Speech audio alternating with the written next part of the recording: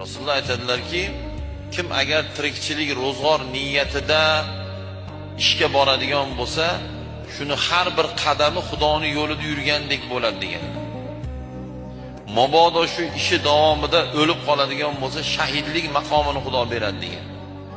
Shuning uchun tarixda o'rgansangiz, birorta hunari yo'q, avliyo yo'q. Birorta hunari yo'q, payg'ambar yo'q. Qaysi avliyoni tarixini o'qing, hamma avliyoning bitta hunari bor. Yo cho'pon, yo suvoqchi, yo temirchi, yo attor, yo biznesmen va hokazo. Mana Imom Azam avliyo va olim bo'lganlar, lekin juda katta tijoratchi bo'lganlar. Payg'ambar alayhisalom chorva bilan shug'ullanganlar va biznes bilan shug'ullanganlar. Qaysi kim aytiladi? Mana shuna bitta avliyo bor, hech qanaqangi hunari bo'lmagan. Yo'q, unaqa avliyo yo'q. Nimaga?